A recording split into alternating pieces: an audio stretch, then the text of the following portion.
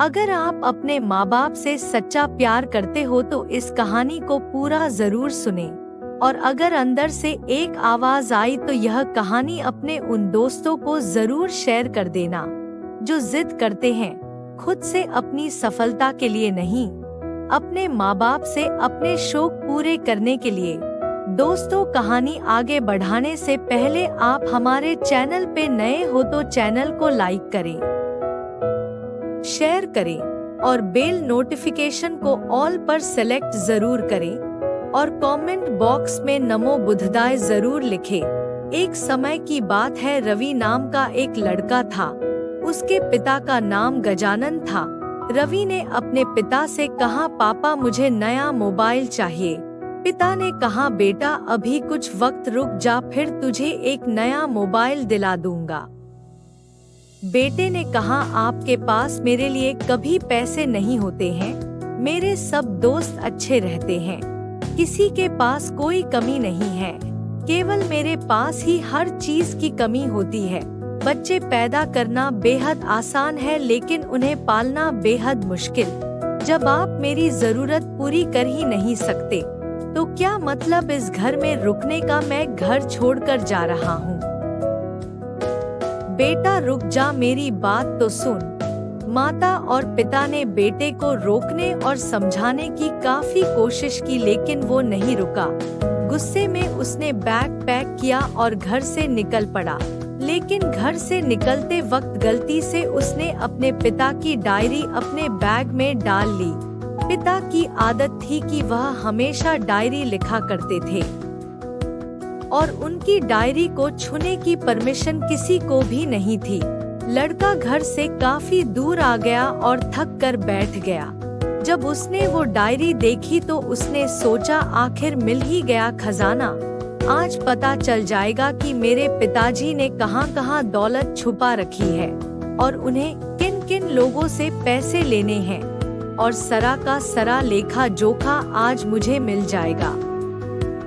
बेटे को लगा इस डायरी में पिताजी की सारी लेनदेन का हिसाब होगा। जैसे ही लड़के ने उस डायरी को पढ़ना शुरू किया उसकी आंखों से आंसू बहने लगे। डायरी की शुरुआती पन्नों में बेटे को जो बाइक दिलाई थी उसका हिसाब लिखा था, जिसकी ईएमआई पिताजी अभी तक चुका रहे थे। दूसरे पन्नों में उसके कॉलेज की फीस और एडमिशन का कर्ज लिखा था कि इन लोगों को इतने पैसे वापस देने हैं। और सबसे आखिरी पन्ने पर लिखा था कि बेटे को अब मोबाइल दिलाना है। उसके लिए मुझे कौन कौन उधार दे सकता है, उन सभी लोगों के नाम लिखे हुए थे। बेटे ने जैसे ही सब पढ़ा वो पागलों की तरह रोने लगा और रोते रोते दौड़ता भागता घर आया। जैसे ही उसने घर आकर देखा तो उसके माता पिता एक कोने में बैठकर रो रहे थे। बेटा अपने पिता के पैरों में गिरकर रोने लगा कि पिताजी मुझे माफ कर दो। पिता ने कहा, बेटा तू मत रो, तुझे मोबाइल मिल जाएगा। बेटे ने कहा, पिताजी मुझे आपसे कुछ नहीं चाहिए, मुझे पता चल चुका है आप इस डायरी में हम लोगों से क्या छुपाते थे। मैं अब आपको कोई काम नहीं करने दूंगा, मैं मेहनत करके सब कुछ ठीक करूंगा। ये सुनकर पिताजी ने बेटे को गले से लगा लिया। दोस्तों, माँ बाप अपना पूरा जीवन, अपनी पूरी खुशी अपने बच्चों के लिए कुर्बान कर देते हैं, लेकिन कुछ बच्चों को लगता है कि माँ बाप ने उनके लिए कुछ नहीं किया। वह कभी आपको अपनी समस्या नहीं बताते, भले ही वह कितनी ही बड़ी समस्या से गुजर रहे हो।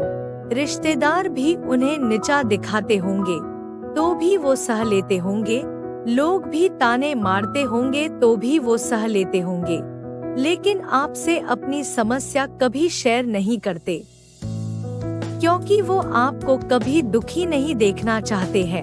अब आपका फर्ज बनता है अपने माँ बाप को अच्छी तरह रखना और उन्हें सुख देना, ताकि वो भी अपने जीवन का बचा हुआ समय सुख में गुजार सके। यदि आप अभी भी नींद में सोए हो तो आप जग जाइए और अपने शौक पूरे करने पर नहीं, अपना करियर बनाने पर ध्यान दीजिए।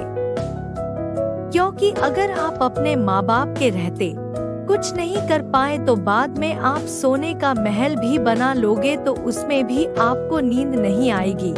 अपने जीवन में कुछ बेहतर कर लीजिए ताकि आपके माता पिता को उम्र होने के बाद भी काम ना करना पड़े। कहानी सुनने के लिए धन्यवाद।